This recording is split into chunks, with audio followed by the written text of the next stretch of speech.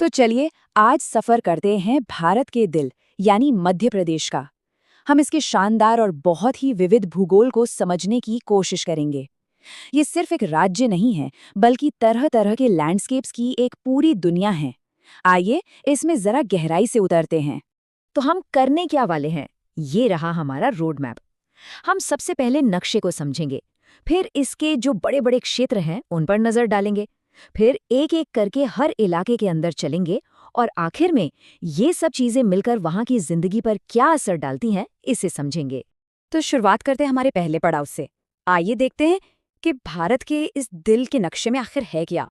जब हम कहते हैं भारत का हृदय, तो क्या इसका मतलब सिर्फ देश के बीचों बीच होना है? नहीं, असली जवाब इसकी लोकेशन में नहीं, बल्कि इसकी जमीन में, इसके बहुत ही जटिल और अलग अलग तरह के भूगोल में छिपा हुआ है। देखिए, मध्य प्रदेश को किसी एक नज़र से देखना गलत होगा। ये तो आप कह सकते हैं 7 अलग अलग तरह की जमीनों का एक खूबसूरत कोलाज है। कहीं पठार हैं, कहीं घाटियां, तो कहीं पहाड़ियां, और हर हिस्से की अपनी एक अलग कहानी है। अब इन 7 अलग अलग हिस्सों को आसानी से समझने के लिए इन्हें मोटे तौर पर 3 बड़े ग्रुप्स में बांटा गया है। चलिए देखते हैं ये कौन से हैं। हाँ, बस 3। पूरा का पूरा मध्य प्रदेश इन्हीं 3 बड़े भौगोलिक हिस्सों में बटा हुआ है।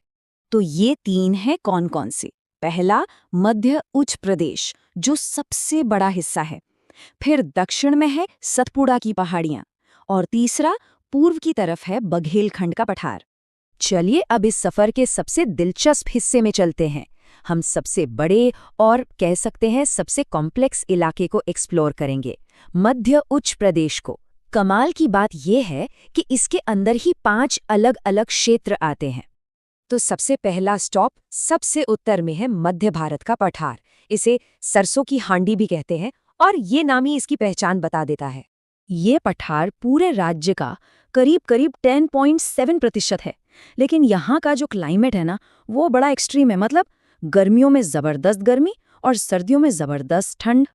ठीक है, अब थोड़ा पूरब की तरफ चलते हैं बुंदेलखंड के पठार पर। ये इलाका भी अपनी एक्सट्रीम कंडीशंस के लिए जाना जाता है, बल्कि इसे तो राज्य का सबसे ज्यादा सूखाग्रस्त इलाका माना जाता है। तो बुंदेलखंड के बारे में कुछ जरूरी बातें। ये राज्य का करीब 7.7% हिस्सा है। यहाँ की मिट्टी लाल काली मिक्स है, और सबसे जरूरी बात जो ध्यान रखने वाली है, ये सबसे ज्यादा सूखा झेलने वाला इलाका है। और अब आते हैं मध्य प्रदेश के सबसे बड़े और सबसे अहम हिस्से पर, मालवा का पठार। इसे गेहूं की डलिया भी कहते हैं, क्योंकि यहाँ की काली मिट्टी गेहूं के लिए सोने जैसी है। इससे अंदाजा लगाइए कि मालवा कितना बड़ा है। अकेला ये पठार ही पूरे राज्य का 28% हिस्सा है, मतलब सबसे बड़ी ज्योग्राफिकल यूनिट। लेकिन मालवा सिर्फ अपने साइज की वजह से मशहूर नहीं है। सोचिए, सदियों पहले चीनी यात्री फाहियान ने यहाँ के मौसम को दुनिया का सबसे अच्छा मौसम कहा था। मतलब न ज्यादा गर्मी न ज्यादा सर्दी, एकदम बढ़िया। चलिए मालवा से आगे बढ़कर पूरब की तरफ चलते हैं, रीवा पन्ना के पठार की ओर। इसका एक और नाम विंध्यन कगारी प्रदेश भी है। और जैसा नाम से ही लग रहा है, पन्ना, ये इलाका अपने खनिजों, खासकर हीरो के लिए पूरे देश में जाना जाता है। ठीक है, तो मध्य उच्च प्रदेश का जो आखिरी हिस्सा है वो है नर्मदा घाटी। ये राज्य का दूसरा सबसे बड़ा इलाका है, और यहाँ की खेतीबाड़ी की रीढ़ है। और एक मजेदार बात, ये मध्य प्रदेश का सबसे निचला हिस्सा भी है, मतलब सबसे कम ऊंचाई वाला। तो मध्य उच्च प्रदेश तो हमने देख लिया। अब अपना फोकस शिफ्ट करते हैं और राज्य के दक्षिणी और पूर्वी बॉर्डर बनाने वाले इलाकों को देखते हैं। तो दक्षिण में नर्मदा घाटी के ठीक पैरेलल चलती है सतपुड़ा की पर्वत श्रृंखला। इसको अगर हम पश्चिम से पूरब की ओर देखें तो ये 3 हिस्सों में बटी है। सबसे पहले राजपीपला की पहाड़ियां, बीच में महादेव, और फिर पूरब में मैकाल रेंज। और लीजिए, हम आ गए अपने इस भौगोलिक टूर के आखिरी पड़ाव पर, बघेलखंड का पठार। अब देखिए, ये एरिया के हिसाब से तो सबसे छोटा है, सिर्फ 7%, लेकिन बारिश के मामले में ये सबसे आगे है। पूरे राज्य में सबसे ज्यादा बारिश यहीं होती है। तो अब तक हमने सारे इलाकों की अलग अलग सैर कर ली। अब जरा एक कदम पीछे हटकर इन सबको एक साथ देखते हैं, और तब समझ आता है कि ये जमीन विरोधाभासों से कितनी भरी हुई है। ये देखिए क्या जबरदस्त कॉन्ट्रास्ट है। एक तरफ है मध्य भारत का पठार, जहां साल में मुश्किल से 50 से 75 सेंटीमीटर बारिश होती है, और दूसरी तरफ है बघेलखंड, जहां 140 सेंटीमीटर तक बारिश हो जाती है। सोचिए, एक ही राज्य के अंदर मौसम में इतना बड़ा फर्क। और ये टेबल ये मानो पूरे मध्य प्रदेश की भौगोलिक कुंडली है। 28% हिस्से वाला मालवा गेहूं की टोकरी, 7% वाला बघेलखंड जहां सबसे ज्यादा बारिश होती है। हर इलाके का अपना एक अलग कैरेक्टर है, अपनी एक अलग पहचान है। ये दिखाता है कि मध्य प्रदेश एक नहीं बल्कि अपने अंदर कई दुनिया बसाए हुए है। लेकिन देखिए, ये सारी बातें सिर्फ मैप्स और नंबर्स की नहीं हैं। जमीन जैसी होती है वैसा ही वहाँ का जीवन होता है, वहाँ की संस्कृति होती है। और ये टेबल इसी बात को एकदम साफ कर देती है। जहां ज्यादा बारिश है यानी बघेलखंड, वहां चावल होता है। मालवा की काली मिट्टी में गेहूं और सोयाबीन की बम्पर फसल होती है। मध्य भारत पठार की पहचान सरसों बन गई है, और नर्मदा घाटी की उपजाऊ जमीन पर गेहूं और गन्ना उगता है। मतलब जमीन ही तय करती है कि लोगों की थाली में क्या पकेगा। तो इस पूरे सफर के बाद एक बात तो बिल्कुल साफ है कि मध्य प्रदेश का भूगोल सिर्फ पत्थर, मिट्टी और नदियों का लेखा जोखा नहीं है। ये तो असल में विविधता की, हालातों के साथ ढल जाने की एक जीती जागती कहानी है। और ये एक सवाल भी छोड़ जाता है कि अगर जमीन अपनी कहानी सुनाती है तो ये कहानी एक देश के दिल के बारे में हमें क्या बताती है।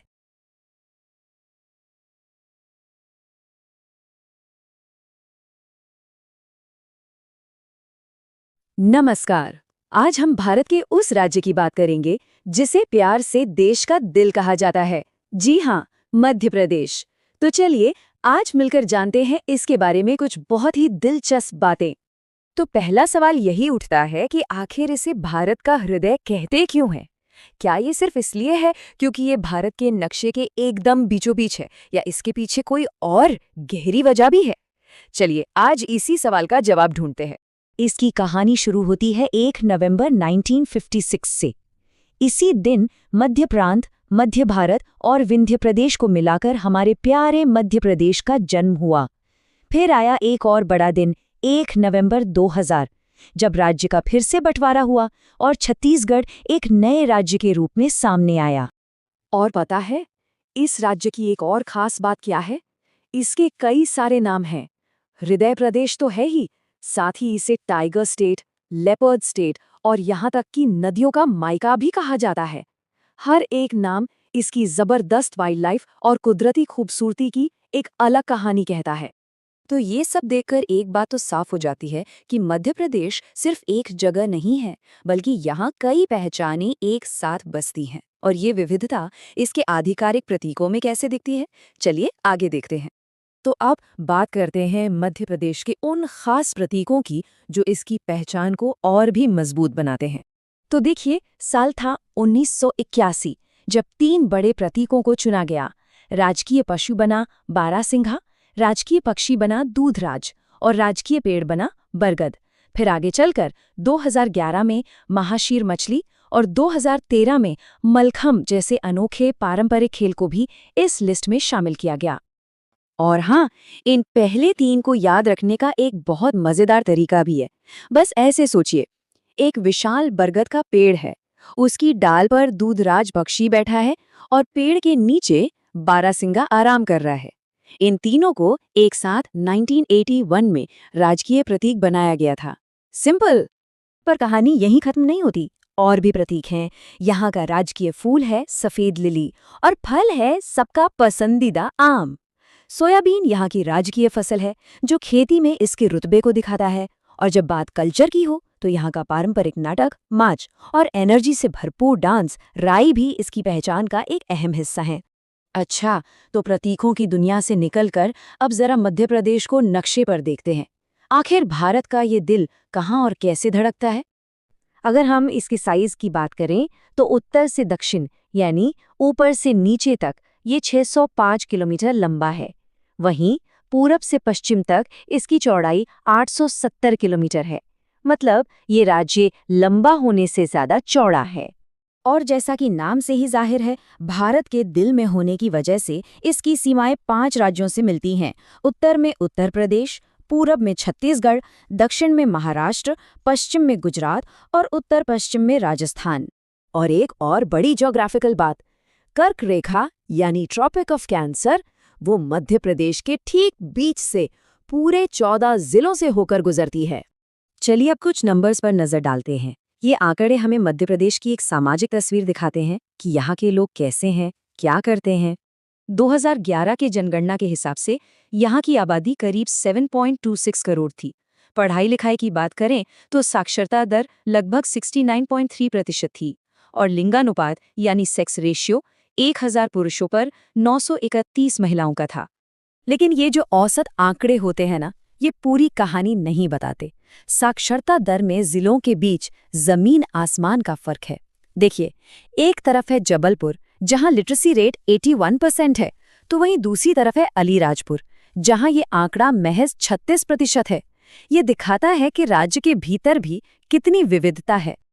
अब बात करते हैं मध्य प्रदेश की आर्थिक ताकत की और उन अचीवमेंट्स की जिन्होंने इसे पूरे देश में एक खास पहचान दी है।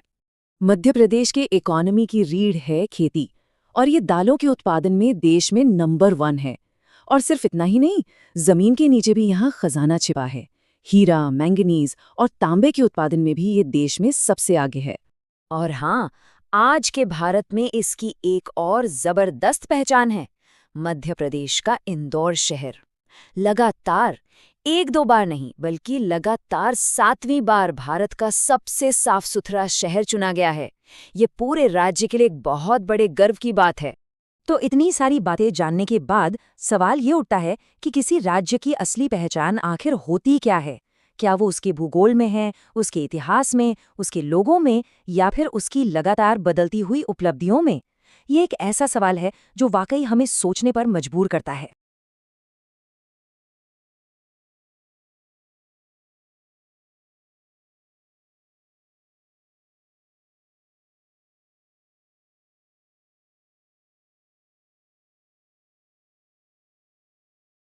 चलिए आज हम एक ऐसे राज्य के सफर पर निकलते हैं जो भारत के नक्शे के ठीक बीच में है और जिसका आकार लगातार बदलता रहा है। आज हम मध्य प्रदेश की इसी दिलचस्प कहानी को समझने वाले हैं। हम सब जानते हैं कि इसे भारत का दिल या हार्ट ऑफ इंडिया कहा जाता है, और हाँ, इसकी लोकेशन बिल्कुल सेंट्रल है। पर क्या ये नाम सिर्फ भूगोल की वजह से है या इसके पीछे कोई और गहरी कहानी छिपी है? आज हम मध्य प्रदेश का जो नक्शा देखते हैं, क्या वो हमेशा से ऐसा ही था? जी नहीं। इसका आज का स्वरूप दशकों तक चले विलय, विभाजन और राजनीतिक उथल-पुथल की एक लंबी यात्रा का नतीजा है। तो इस राज्य की आज की सीमाओं को समझने के लिए हमें थोड़ा पीछे जाना होगा, 20वीं सदी के मध्य में, जब भारत एक नए राष्ट्र के रूप में अपनी पहचान बना रहा था। देखिए, ये कुछ बहुत ही अहम पड़ाव हैं। 1947 में जब देश आज़ाद हुआ तो ये इलाका कई टुकड़ों में बटा था। फिर 1956 में पहली बार एक होकर मध्य प्रदेश बना, और फिर साल 2000 में एक बड़ा बदलाव आया, और ये बदलाव आज भी जारी है। एक होने से पहले की तस्वीर तो और भी दिलचस्प थी। ये कोई एक इलाका नहीं था, बल्कि ब्रिटिश प्रशासित क्षेत्रों और रियासतों का एक जटिल मिश्रण था, जिनकी अपनी अपनी पहचान थी। जरा इस नंबर पर गौर कीजिए, 79। सोचिए, 79 अलग-अलग रियासतों और इलाकों को मिलाकर एक राज्य बनाना कितना मुश्किल और कितना बड़ा काम रहा होगा। और फिर आया वो ऐतिहासिक दिन, 1 नवंबर 1956। इसी दिन राज्य पुनर्गठन अधिनियम लागू हुआ, जिसने आधिकारिक तौर पर मध्य प्रदेश को जन्म दिया। पर यह सिर्फ नाम बदलना नहीं था, नक्शा भी पूरी तरह से बदल रहा था। तो समझने वाली बात यह है कि यह कोई सीधा साधा विलय नहीं था। ये एक तरह की एडमिनिस्ट्रेटिव सर्जरी थी। कुछ मराठी बोलने वाले जिले बॉम्बे राज्य को दिए गए, तो कुछ इलाकों की अदला बदली राजस्थान से हुई। ये सब इसलिए ताकि एक ज्यादा तार्किक और बेहतर तरीके से चलने वाला राज्य बन सके। अब कहानी में थोड़ा और आगे बढ़ते हैं और आते हैं एक और बड़े बदलाव पर। लगभग 44 साल तक नक्शा करीब करीब वैसा ही रहा, लेकिन फिर आया 1 नवंबर 2000 और मध्य प्रदेश का नक्शा एक बार फिर से हमेशा के लिए बदलने वाला था। और ये बदलाव था बंटवारे का। उस समय तक मध्य प्रदेश क्षेत्रफल के हिसाब से भारत का सबसे बड़ा राज्य हुआ करता था, लेकिन फिर इसके पूर्वी हिस्से को अलग करके एक नया राज्य बनाया गया, छत्तीसगढ़। ये कोई छोटा मोटा बदलाव नहीं था। सोचिए, 3 पूरे के पूरे एडमिनिस्ट्रेटिव डिविजन्स रायपुर, बिलासपुर और बस्तर नए राज्य में चले गए।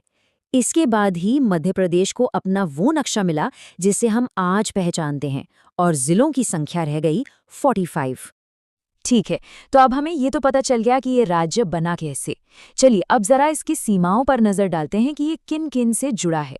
मध्य प्रदेश की सीमाएं 5 अलग अलग राज्यों को छूती हैं और इसके कुल 43 जिले इन सीमाओं पर हैं। ये बात इसे भारत के सबसे वेल कनेक्टेड राज्यों में से एक बनाती है।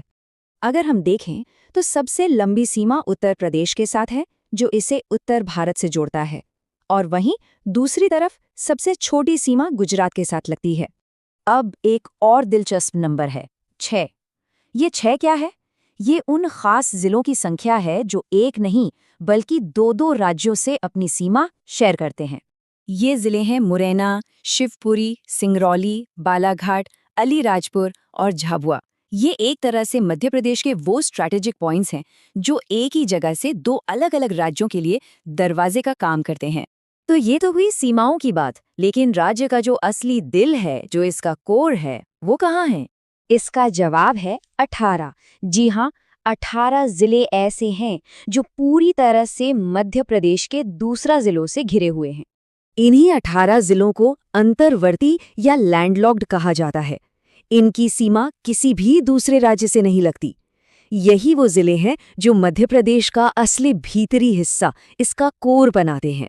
लेकिन क्या ये कहानी साल 2000 में ही खत्म हो गई? बिल्कुल नहीं। नक्शा बदलने का ये सिलसिला आज भी चल रहा है। 21वीं सदी में तो ये रफ्तार और भी तेज हो गई। देखिए, 2003, 2008, 2013, 2018 और हाल ही में 2023 में लगातार नए जिले बनते रहे हैं ताकि प्रशासन और बेहतर हो सके। तो 1956 के 43 जिलों से शुरू होकर 2000 में 45 हुए और आज ये संख्या 55 तक पहुंच चुकी है। ये साफ दिखाता है कि मध्य प्रदेश का नक्शा कोई रुकी हुई चीज नहीं है, बल्कि एक लिविंग डॉक्यूमेंट है जो राज्य के साथ साथ बढ़ रहा है और बदल रहा है। मध्य प्रदेश की ये कहानी हमें एक बड़ी बात सिखाती है। किसी भी देश के अंदर के नक्शे सिर्फ जमीन पर खींची गई लकीरें नहीं होते। वो उस देश की बदलती आबादी, उसकी राजनीति और उसके भविष्य की उम्मीदों की कहानी कहते हैं। और जैसे जैसे मध्य प्रदेश आगे बढ़ता रहेगा, कोई शक नहीं कि उसका नक्शा भी उसके साथ साथ बदलता रहेगा।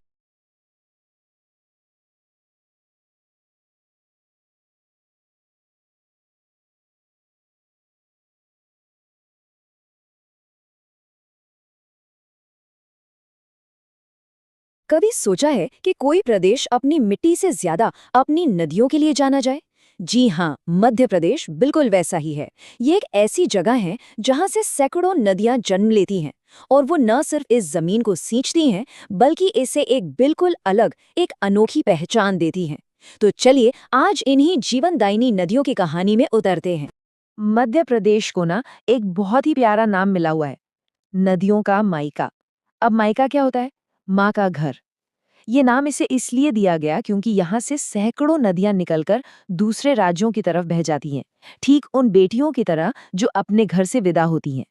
तो ये सिर्फ एक भूगोल की बात नहीं है, ये इस राज्य की आत्मा से जुड़ा एक गहरा एहसास है। तो आगे का हमारा सफर कैसा रहेगा, एक नजर डालते हैं। पहले समझेंगे कि मध्य प्रदेश को नदियों का उद्गम स्थल क्यों कहते हैं। फिर चंबल और बेतवा की कहानियों में गहराई से उतरेंगे। उसके बाद कुछ और जरूरी नदियों को जानेंगे और आखिर में कुछ बहुत ही खास फैक्ट्स पर भी नजर डालेंगे। तो ठीक है, कहानी की शुरुआत करते हैं मध्य प्रदेश के भूगोल से। देखिए, यहीं की जमीन की जो बनावट है ना, वही ये तय करती है कि ये जीवन देने वाली नदियां आखिर किस दिशा में बहेंगी और कैसे एक ऐसा विशाल जाल बनाएंगी जो पूरे प्रदेश को सींचता है। इसको ऐसे समझते हैं, मान लीजिए प्रदेश के बीच से 4 बड़ी धाराएं निकल रही हैं। कुछ नदियां उत्तर की तरफ बहकर यमुना गंगा में मिल जाती हैं, जैसे चंबल और बेतवा। पश्चिम में नर्मदा और ताप्ती हैं जो दौड़कर अरब सागर में चली जाती हैं। पूर्व में सोन नदी गंगा से जा मिलती है, तो वहीं दक्षिण में वैनगंगा गोदावरी का हिस्सा बन जाती है। चलिए अब हमारी पहली और सबसे प्रमुख नदी से मिलते हैं, चंबल। ये सिर्फ एक नदी नहीं है, ये अपने आप में कहानी है। जिसमें इतिहास है, भूगोल है और कमाल का वन्यजीवन भी है। आइए इसकी यात्रा को जरा और करीब से देखते हैं। तो चंबल का सफर शुरू कहाँ से होता है? ये होता है इंदौर के पास महू की जाना पाउस पहाड़ियों से। यहाँ से निकलकर ये नदी लगभग 965 किलोमीटर का लंबा रास्ता तय करती है और आखिर में उत्तर प्रदेश के इटावा में जाकर यमुना नदी में मिल जाती है। बस ये 3 बातें इसकी पूरी यात्रा का सार हैं। देखिए, कोई भी बड़ी नदी कभी अकेले नहीं बहती। चंबल को भी शिप्रा, काली सिंध और पार्वती जैसी कई नदियां आकर और बड़ा बनाती हैं। लेकिन इसकी जो सबसे बड़ी साथी है वो है बनास नदी, जो इसकी सबसे मुख्य सहायक नदी मानी जाती है। अपनी इस लंबी यात्रा में चंबल कई महत्वपूर्ण जगहों को जन्म देती है। इस पर मध्य प्रदेश में गांधी सागर और राजस्थान में राणा प्रताप सागर और जवाहर सागर जैसे बड़े बड़े बांध बने हैं। और हाँ, भैंसरोडगढ़ के पास जो मशहूर चूलिया वाटरफॉल है वो भी इसी नदी पर है। चंबल की एक और पहचान है इसके बीहड़। ये नदी अपने किनारों पर बहुत गहरे खड्ड बनाती है, जो किसी जमाने में डाकुओं के छिपने की जगह हुआ करते थे। लेकिन आज यही जगह लुप्तप्राय घड़ियालों और गंगा डॉल्फिन का घर है और उनके संरक्षण का एक बहुत बड़ा केंद्र भी। अच्छा, अब बात करते हैं बेतवा नदी की। अगर चंबल अपनी शान और शौकत के लिए जानी जाती है, तो बेतवा तो बुंदेलखंड की जीवन रेखा है। ये इस पूरे इलाके की संस्कृति और अर्थव्यवस्था की रीढ़ की हड्डी है। बेतवा का सफर शुरू होता है रायसेन के कुमरा गांव से। ये लगभग 590 किलोमीटर तक बहती है और फिर ठीक चंबल की तरह ही उत्तर प्रदेश के हमीरपुर में जाकर यमुना में मिल जाती है। बेतवा नदी के किनारे भारत के कुछ सबसे ऐतिहासिक शहर बसे हुए हैं, जैसे ओरछा, सांची और विदिशा। इस पर राजघाट और माता टीला जैसे जरूरी बांध भी बने हैं, जिनसे मध्य प्रदेश और उत्तर प्रदेश दोनों को फायदा होता है। बीना और धसान इसकी मुख्य सहायक नदियां हैं। बेतवा को एक और नाम से भी जाना जाता है, मध्य प्रदेश की गंगा। लेकिन दुख की बात यह है कि ये नाम इसे अपनी पवित्रता के लिए नहीं, बल्कि इसमें बढ़ते प्रदूषण के स्तर की वजह से मिला है। और ये एक बहुत गंभीर चेतावनी है कि हमें अपनी नदियों को बचाने की कितनी ज्यादा जरूरत है। चलिए, अब जरा तेजी से मध्य प्रदेश की कुछ और प्रमुख नदियों पर एक नजर डालते हैं। ये वो नदियां हैं जो पश्चिम और पूर्व की ओर बहती हैं और राज्य के लिए बहुत ज्यादा महत्वपूर्ण हैं। आप जरा कुछ और दिलचस्प नदियों को देखिए। नर्मदा और ताप्ती पश्चिम की ओर बहती हैं, वहीं सोन नदी नर्मदा के पास से ही निकलती है, लेकिन ठीक उल्टी दिशा यानी पूर्व की ओर चली जाती है। और माही नदी, अरे वाह, ये तो कमाल ही है। ये भारत की इकलौती ऐसी नदी है जो कर्क रेखा को एक नहीं बल्कि 2 बार पार करती है। तो हमने काफी कुछ जान लिया है। अब ऐसा करते हैं, कुछ मुख्य तथ्यों को एक साथ रखकर देखते हैं। इससे इन नदियों का असली पैमाना क्या है और इनका क्या महत्व है, ये समझने में और आसानी होगी। अगर लंबाई की बात करें तो नर्मदा सबसे आगे है, पूरे 1312 किलोमीटर के साथ। दूसरे नंबर पर आती है चंबल 965 किलोमीटर के साथ और तीसरे पर है सोन 780 किलोमीटर के साथ। ये आंकड़े वाकई इनके विशाल आकार का एहसास कराते हैं। ये जानना भी बड़ा दिलचस्प है कि ये नदियों के नाम हमेशा से ऐसे नहीं थे। इनके प्राचीन नाम भी थे जो हमारी संस्कृति की गहराई दिखाते हैं। बेतवा को वेत्रवती कहते थे, चंबल को चर्मावती और नर्मदा को रेवा के नाम से भी जाना जाता था। ये नाम हमें हमारी जड़ों से जोड़ते हैं। तो अंत में बस एक सवाल, ये नदियाँ सिर्फ पानी का स्रोत नहीं है, ये तो मध्य प्रदेश की जीवन रेखा है, उसकी धमनियाँ हैं। इनका स्वास्थ्य, इनका प्रवाह और हमारा इनके साथ बर्ताव यही तय करेगा कि मध्य प्रदेश का भविष्य कैसा होगा। इनकी यात्रा ही इस प्रदेश की आगे की यात्रा है।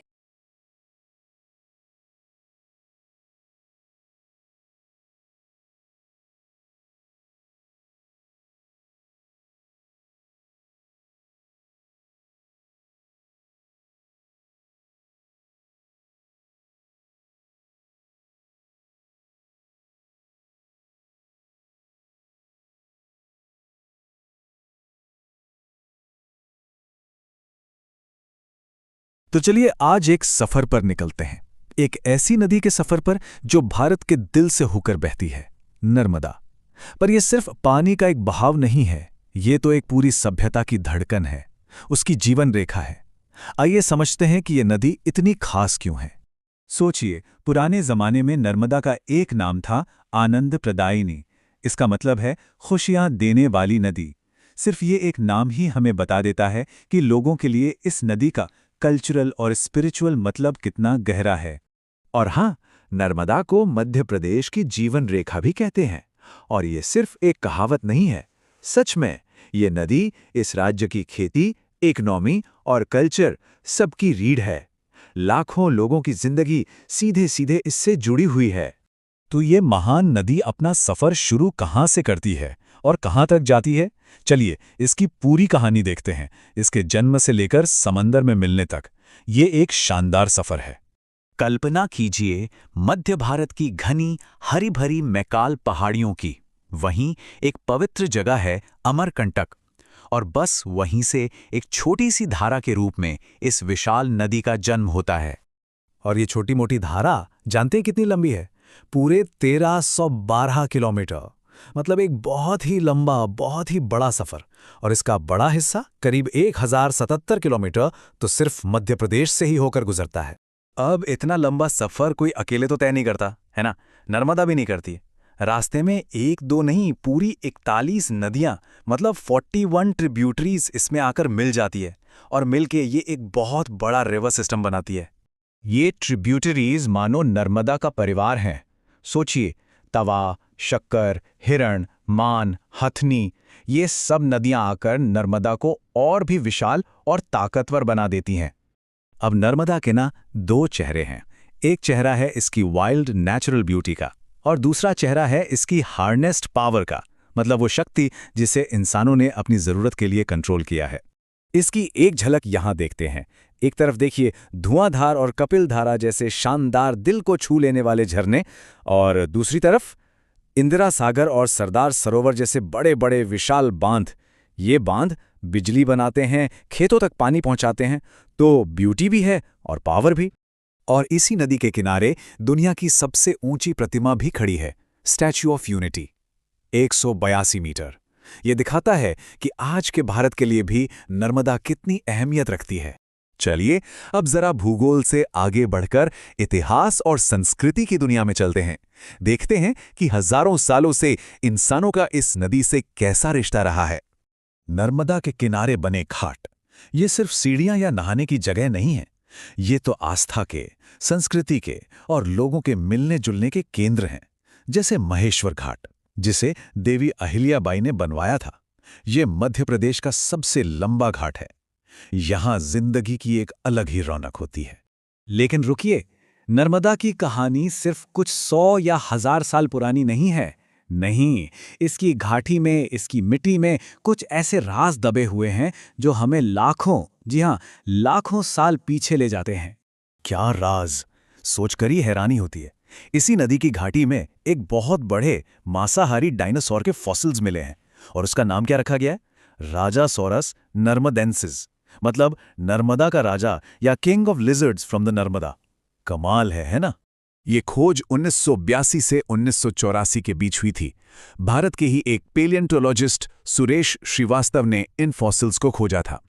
इस एक खोज ने हमें इस इलाके के लाखों साल पुराने इतिहास की एक ऐसी खिड़की दी जिसके बारे में हमने सोचा भी नहीं था। अच्छा, तो हमने नर्मदा को अकेले देखा। अब जरा पर्सपेक्टिव को बड़ा करते हैं और देखते हैं कि भारत के पूरे रिवर नेटवर्क में और आज के वाटर मैनेजमेंट सिस्टम में नर्मदा की जगह कहाँ है। तो नर्मदा की एक जुड़वा भी है। एक और नदी है ताप्ती, जो लगभग इसके साथ साथ पैरेलल बहती है। इन्हें ट्विन रिवर्स भी कहते हैं। और इसकी एक बहुत खास वजह है, ये दोनों ही नदियां एक रिफ्ट वाली से होकर बहती हैं, एक तरह की दरार घाटी। और इसी वजह से ये पूरब से पश्चिम की ओर बहती है, जो भारत की बाकी बड़ी नदियों के बहाव से बिल्कुल उल्टा है। हाँ, पर ये जुड़वा हैं तो एक जैसी नहीं है। नर्मदा की लंबाई ताप्ती से लगभग डबल है। नर्मदा अमरकंटक से निकलती हैं तो ताप्ती बैतूल के मुल्ताई से, तो साथ साथ बहती हैं पर अपनी अपनी पहचान है। अब देखिए, नर्मदा और ताप्ती जैसी नदियां पानी का बहुत बड़ा सोर्स हैं, लेकिन पूरे देश में पानी एक जैसा नहीं है। कहीं बाढ़ तो कहीं सूखा। तो इस बहुत बड़ी चुनौती से निपटने के लिए एक बहुत बड़ा आइडिया सामने आया है, और वो है नदियों को आपस में जोड़ने का। इसका एक बड़ा उदाहरण है केन बेतवा प्रोजेक्ट। इसको बहुत आसान शब्दों में समझें तो ये ऐसा है कि जिस नदी केन के पास जरूरत से ज्यादा पानी है, वहां से पानी लेकर एक 221 किलोमीटर लंबी नहर के जरिए उस नदी बेतवा तक पहुंचाया जाए जहां पानी की कमी है। मकसद सिंपल है, जहां ज्यादा है वहां से लो और जहां कम है वहां दो। तो इस पूरे सफर के बाद सवाल उठता है कि नर्मदा की लेगेसी क्या है, मतलब ये नदी अपने पीछे क्या छोड़ जाती है। और इसका जवाब सिर्फ भूगोल या अर्थशास्त्र में नहीं है, ये उससे कई ज्यादा गहरा है। क्योंकि नर्मदा सिर्फ बहता हुआ पानी नहीं है, ये एक जियोग्राफिकल मावल है जो मध्य भारत को आकार देती है। ये एक इकोनॉमिक इंजन है जो खेतों और कारखानों को पावर देती है। ये लाखों लोगों के लिए एक कल्चरल टचस्टोन है, उनकी आस्था का केंद्र। और जैसा हमने देखा, ये एक हिस्टोरिकल आर्काइव भी है जो डायनासोर के जमाने के राज संभाल कर बैठी है। और आखिर में ये हमें एक बहुत जरूरी सवाल के साथ छोड़ जाती है। हम अपनी इन नेचुरल लाइफलाइन से लेते तो बहुत कुछ हैं, लेकिन इनकी आत्मा को, इनके वजूद को बचाए रखने के लिए हम क्या कर रहे हैं? विकास और संरक्षण, इन दोनों के बीच सही बैलेंस कैसे मिलेगा? ये एक ऐसा सवाल है जिसका जवाब हम सबको मिलकर आने वाले समय के लिए ढूंढना होगा।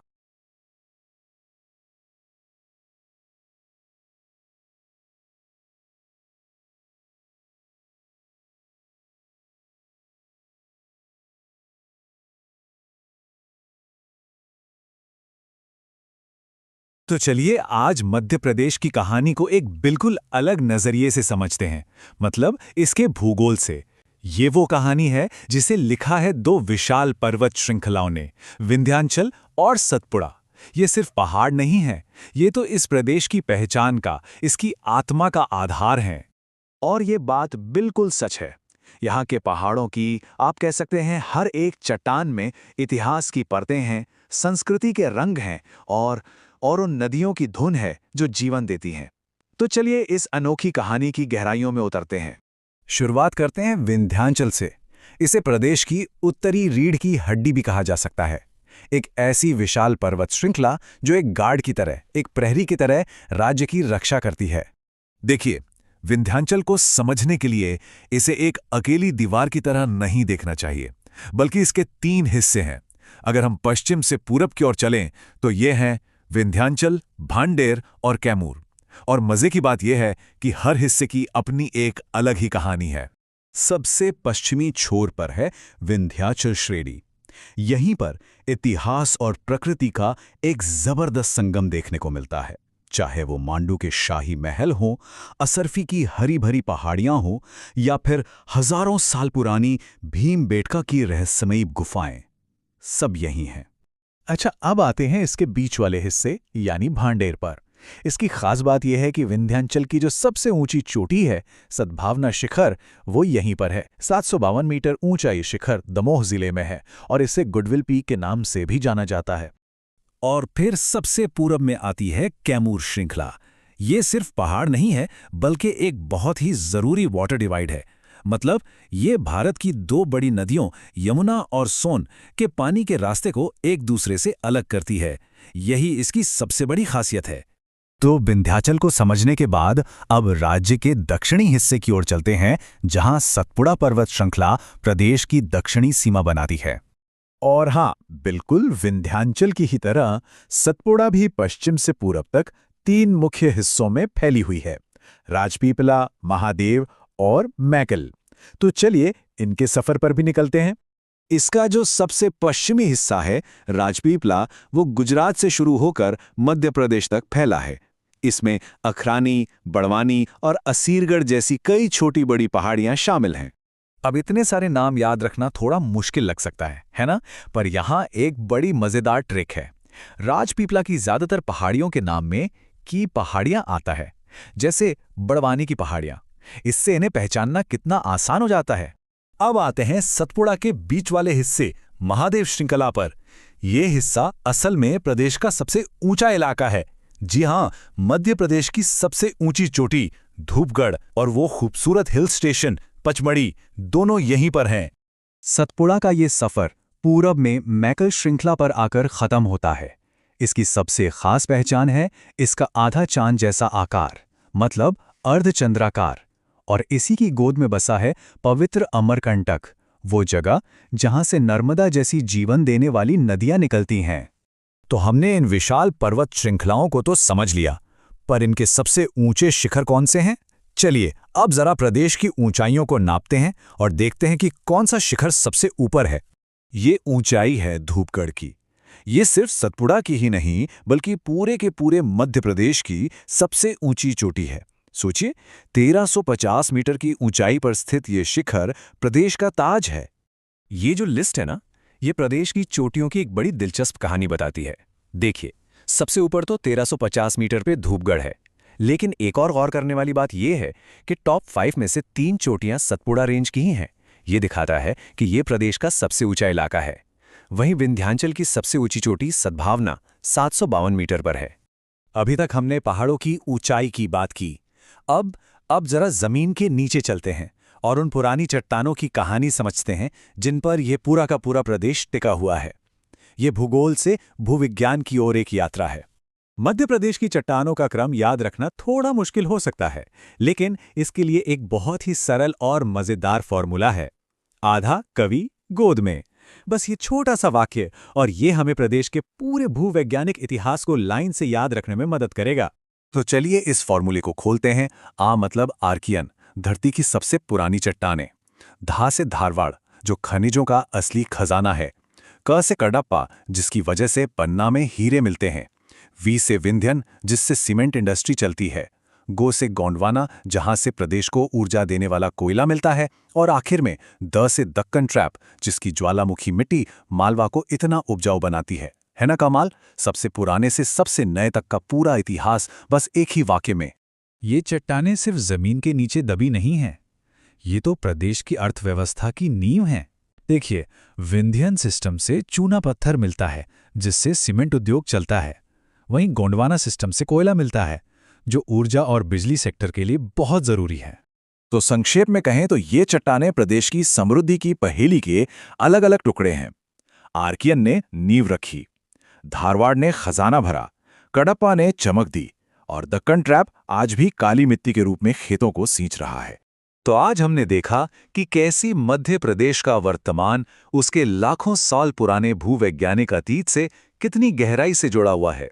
ये एक सोचने वाली बात है कि कैसे ये पहाड़ और चट्टानें न केवल प्रदेश का नक्शा बल्कि यहाँ के लोगों का जीवन और उनका आने वाला कल भी तय करती